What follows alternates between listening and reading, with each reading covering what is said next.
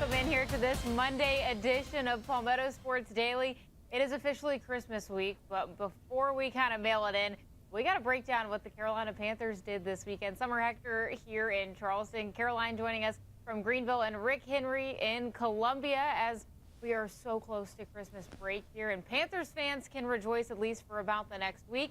The Carolina Panthers took back over first place in the NFC South after a 23-20 win over the Tampa Bay Buccaneers yesterday at Bank of America Stadium in Charlotte. I heard it was a rocking crowd out there. I know Ella Groken was there. She's a Bucs fan, but I think she was holding her own out there, getting us some good content out there. But Carolina holding on, and Ransom himself with a late interception to seal this game against Baker Mayfield there. Carolina's rookies really showing out yesterday. It's been a really good rookie class here.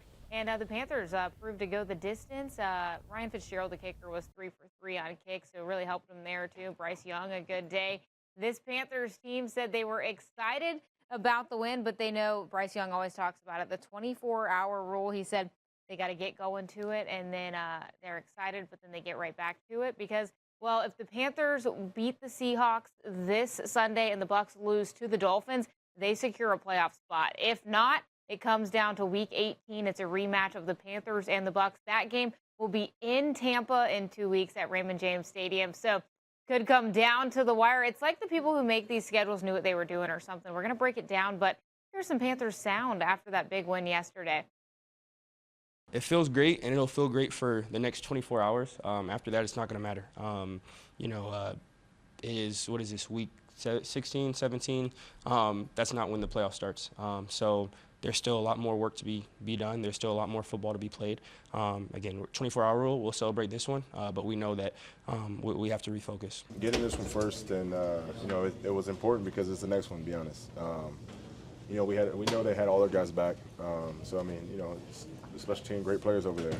We came out on top today, and we'll see them in a few weeks. Yeah, obviously this was an important game, and like I said earlier in the week, the ball's in our court. We just got to put it in the hoop. So, it's just the first half of the division. So we just got to make sure we just finish out the season. Just the timing of your first career pick. Yeah, I think that's God. God talks about how He's going to put you through a lot of trials and tribulations, and at the end you're going to come out better. And this is a great example of that. And I can't wait to get to next week. All right, so I said it's like the schedule makers knew what they were doing, but not everyone expected Carolina to be in the race right now for the NFC South, let alone in first place right now in the NFC South. Obviously, 2 weeks to go, but Rick, Caroline, where do you see this season playing out for this Panthers team? Rick, I'll start with you. Do you think they get into the playoffs? You're right about not everyone thought the Carolina Panthers would be in this situation. I certainly didn't, especially because they'd only won a total of 7 games the previous 2 years. And here they are now with a shot at winning 10 games, doubling their win total from a year ago. But here's where I stand. I am impressed with the Carolina Panthers. I'm impressed with the way Bryce Young has been playing, especially in those clutch moments. But still, they have a way of reminding us that they're still the Carolina Panthers. I mean, how do you explain them getting swept by the New Orleans Saints? So I think they're going to lose to the Seahawks, and then it's going to come down to that game at Tampa to end the season. But the Panthers, they have their fate in their own paws, so to speak. All they have to do is win out, and they win the division. They're in the playoffs. So great respect to them, but show me that you're ready to close the deal. That's a fair point, Rick. I was watching SportsCenter last night, and they were talking about the Panthers on there, and the lead-in to the segment about the Panthers was, well, this team has looked, the worst out of any team in the NFL at its worst. But hey, this team just beat its division rival and has a chance to go to the playoffs, could be a playoff team. And I feel like that really kind of summed up this season for the Panthers. I mean, it feels like it depends on who's going to show up on a Sunday, right? I mean, we watched this team beat the Rams, the NFC's top team, Super Bowl favorite a couple of weeks ago. And then we watched them go to New Orleans and lose to the Saints, another division rival. I know divisional games always play close, but the Saints have 4 total wins, and 2 of them are over the Panthers. So I think a lot of it is going to have to do with that consistency piece and finding it, and having that consistency is something that head coach Dave Canales harps on all the time. I mean, if you listen to his press conferences, it's the word consistency is layered in there quite a bit, but it feels like the consistency piece has not quite yet shown up on the field for the Panthers. We still don't know who we're going to get to watch every single week, but if this team shows up and played like it did against the Rams, like it did against the Bucks this past Sunday, this is a team that really has a legitimate shot. So that Seahawks game is a little scary coming up next week, but potentially having a real shot to make the playoffs for the first time since 2017 with, 1 or 2 wins in the next 2 weeks is a pretty big deal. That's been a long time, Summer. 8 years ago? I mean, that's crazy. I was still in high school in 2017. That's crazy. Yeah, no, I was a freshman in college. I remember watching that in a college dorm the last time they, were in the playoffs. So it is, like you mentioned, Dave Canales has been so even-keeled, and you got to give respect to what he's done here. I mean, a lot of people had their doubts going into this season, too, about is he on the hot seat, what's Bryce Young going to do, and what he's done with this team is pretty impressive, especially saying, I don't think this is the most talented team by any means in the NFL. I also don't think it's the strongest division in the NFL, but nonetheless, what they've done with this team is pretty impressive. Caroline, I know you mentioned some of those big wins. It's been a roller coaster season for Carolina, some of the big ones. Rick, I don't remember, though. How did they do against your Cowboys? Forgot. What do you mean you don't remember? And that's all I've been hearing from Carolina Panthers fans. Yeah, they lost with me in the house, along with my son who lives in Charlotte, and he's a Panthers fan. And at the time, my Cowboys hadn't discovered defense. Rico Dowdle ran all through and around them. And, my Cowboys have been a big disappointment to me, officially eliminated from the playoffs. And so while I'm looking forward to next year, the Panthers fans, hey, they're concentrating on this year. All they have to do is win. And I'll be pulling for the Panthers, even though it'll sting a little bit because of what they did to my Cowboys. I think producer Nick is calling for a timeout. I had to get that in there just in case. Yeah. I had to get that in case we didn't have time. I'm going to remember that. Remember, you are my former intern, so I'm going to invoke some privileges on you that may keep you around for a little longer. Oh, no. All right. Oh, that's going to do it for this opening segment of Palmetto Sports Daily. We're calling a timeout. We'll be right back.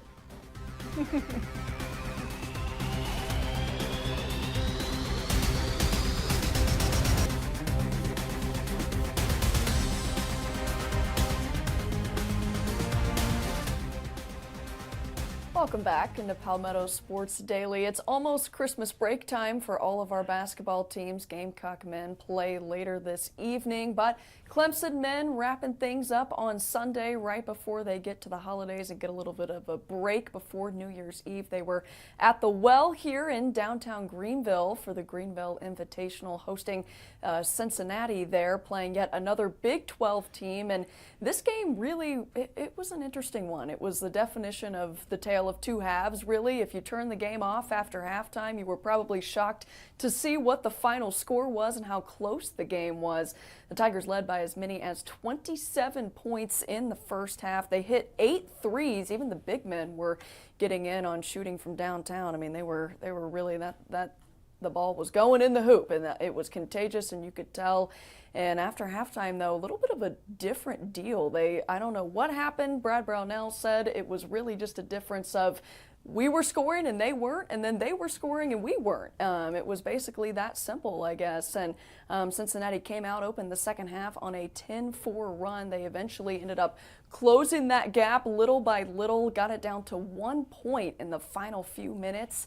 Clemson, though, ends up hanging on 6 points, I should say, 3 clutch layups for R.J. Godfrey in the final 2 minutes, and then Clemson senior guard Dylan Hunter hit 4 clutch free throws there in the final 10 seconds to go ahead and give Clemson the win. So they win it 68-65, and here's head coach Brad Brownell talking about the tale of two halves and kind of what went on there.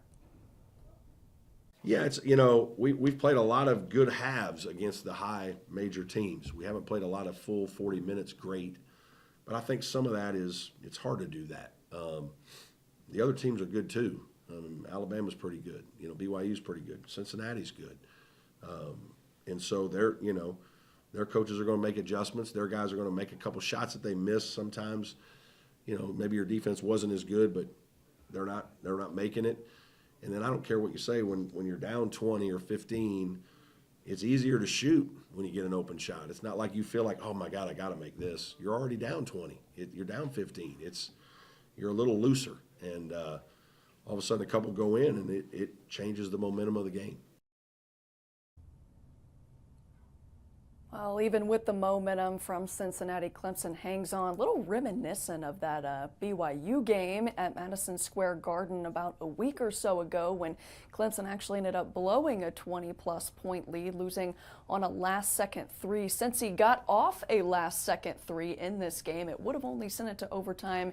It was a miss. Clemson ends up winning it 68-65. So they survive the Bearcats and they escape the non-con with a 10-3 record, heading into ACC play with a little bit of momentum there. Rick, what do you think of this Tigers team so far? Do you think it maybe says something about them to be able to stick out a game like that, or maybe says something else that they're, giving up a couple games with 20-plus point leads?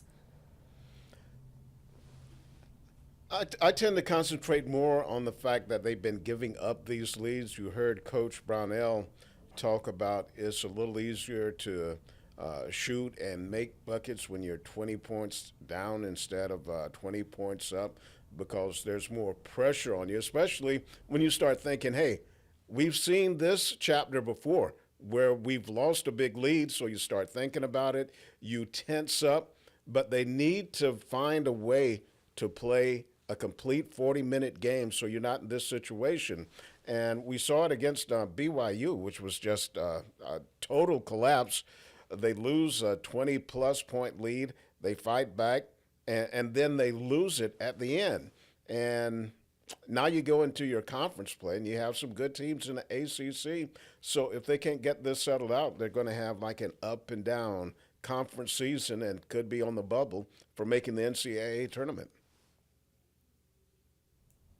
Yeah, no, I agree, Rick. I think this point in the season is always the time, too, with college basketball, where fans love to jump to conclusions. So I'll be interested to see, once these guys start gelling together, quite a few, newer guys, how they start clicking. But also at this point, you'd like to see them start to mesh a little bit better. But like you said, that ACC schedule isn't going to be any easier. So seeing them run through that gauntlet is going to be interesting. I do think they're leaning on some, experience here in these guys once they start to get going. Ace Buckner was really impressive yesterday. So if he can get going and they can kind of keep that stability, I'm not too worried about Clemson, but I think time will tell right after this Christmas break how they get going in ACC. Caroline? Yeah, absolutely. And this team, as in need as ever of that break. They've got a couple guys that they're trying to get back to health, and Brad Brownell said they got a couple guys with the sniffles, so maybe that's playing into it a little bit as well. But they will be back after 10 days off on New Year's Eve in Syracuse, opening up that ACC schedule. So definitely one to keep an eye on. But we got more basketball to talk about, so don't go anywhere. We'll be right back after this.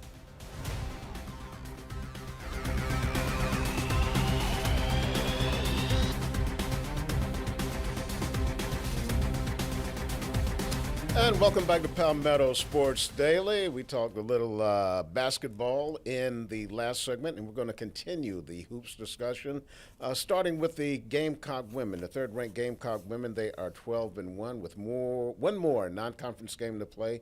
They will host Providence on December 28th. Then they will open up SEC play. They will open with Alabama, and that will be on New Year's Day at 2 p.m.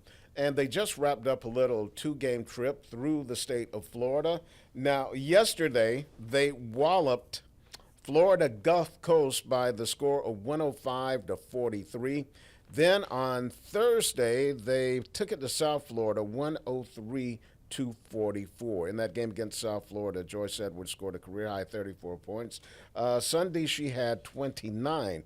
Now, when you look at that box score, you see that the starters are playing some really good minutes, some heavy minutes. even though when they're up by 40 or 50, you're going to have a starter or two on the floor. That's because the Gamecocks are down to 9 players now because of injuries, but they've been able to roll against these non-con teams. The one benefit, you have a lot of players getting some beneficial minutes, and also they're getting used to playing with all the other players on the team instead of like, hey, you have the second team come in, you've got the first team resting. Everyone has to be out on the court working together. And here's Don Staley after that North Florida win. We have no choice. We only have 9 players that are healthy. So there's no choice in that. Somebody that plays significant minutes is always going to be on the floor.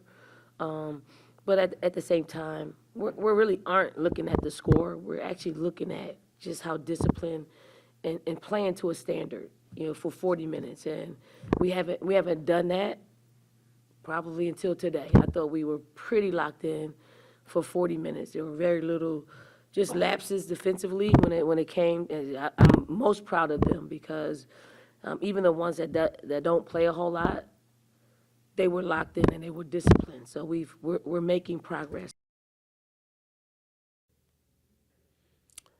And talk about getting some good minutes in. 8 of those 9 players that have been available or played in the past 2 games, 8 of the 9 got in at least 20 or 19 minutes. That's some good court experience that could come into play as they get into SEC competition.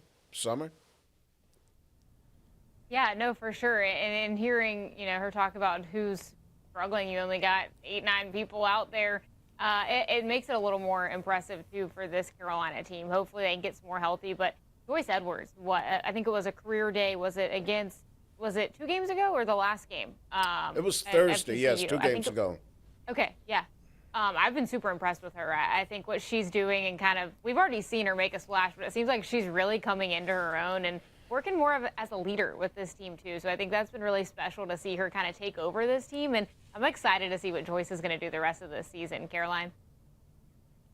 Yeah, me too. I mean, I know that they're down a couple players. It's not, an easy spot to find yourselves in. But when you have players like Joyce Edwards and Medina Okode and those types of players that are putting up the points that they're putting up, you feel maybe those losses a little bit less, or feel, the loss of players having only 9 players to go a little bit less, because you have players that are filling in those gaps. So the Gamecock women on a roll, of course. So is Clemson women's basketball. The Tigers picking up their 4th straight win over North Florida. Really bad week for these Florida teams playing South Carolina teams. That's a direct quote there from producer Nick. But anyways, Clemson women's hoops getting a big time win. They beat North Florida 84-62. They had 4 Tigers finish in double figures in this one, led by Russ Agustinante. And guys, Russ she is hooping out there right now. She finished with 19 points. That's a team high. She hit 3 threes, and she actually leads ACC women's basketball right now in 3-point percentage. She's averaging about 45% on the season right now, which is pretty solid, right? And Mia Moore chiming in with 18 points of her own. So this team really finding its stride. They got 1 more game left in non-conference play against Chicago State, but head coach Sean Poppy reflecting on what he's seen from his team and what he's really liked so far in the last couple games. We're starting to get shots that we practice every day. There's a difference. I think I've been saying that in a lot of these post-game, that early in the year, we got shots that were open, but it was just not in rhythm. I think we're starting to figure out, when we're going to get them, how we're going to get them. It'd been nice. I thought Hannah got 4 wide open ones today to make a couple of those. But ultimately, I think what we're doing is we're finding confidence within the groups we're playing together. We're finding who plays well together, what we need to run, and where that balance is, and then ultimately it turns into just getting shots you practice. Well, hey, that's part of what non-conference play is, right? To kind of test yourself before you really get into the gauntlet of your schedule. And like I said, only 1 non-con game left for the Clemson Tigers. That'll be against Chicago State on the 28th. So the women's team still got a couple days before their Christmas break. Then Clemson's off until January 1st. They'll travel to Virginia to open up ACC play. And guys, that's when things really get fun. But we're going to take a quick time out here on Palmetto Sports Daily. We'll have a little bit more for you coming up right after this.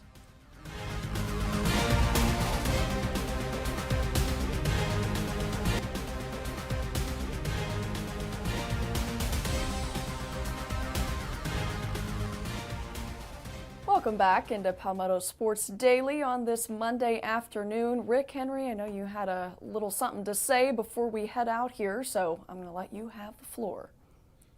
Okay, thank you, Caroline. Well, this is the last day that Summer Hector will be with us here on Palmetto Sports Daily.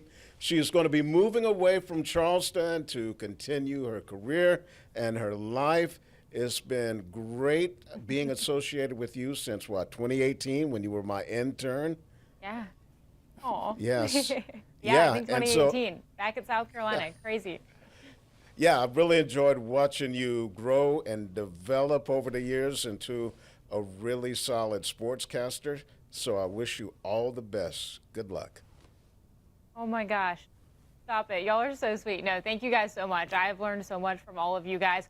Rick letting me shadow tag along with him back in college as I was clueless was way more helpful to me than you probably even realized. So I appreciate you, Rick, and all of you guys, Caroline, Carmine, everyone on this show. Kevin, I've already given my spiel to here. Julie has been amazing over there, too. Y'all have been awesome to work with, and I'm so excited to see what everyone does in their future and to follow along. And there's Julia. Oh, my gosh, hi. I had to pop in for your last show, too. Just wanted to say hello and thank you for everything, and it's been so fun working with you over the years, and you know, it's not the last you'll see of me, so just the last you'll see of me today. I was gonna say I will surely still be around bugging all of you guys, but thank you guys so much. You guys are seriously some of the best in the business. Viewers, keep watching them. They are incredible. They are even better people off camera for sure, and all the people behind the scenes, producer Nick, all the people directing. Y'all have been amazing. Thank you guys so much. Thank you, Charleston. Thank you, South Carolina. Everyone have a great holiday. All right. Happy holidays to you and everyone else. Thanks, We'll Summer. miss you. I all love y'all. Thank you.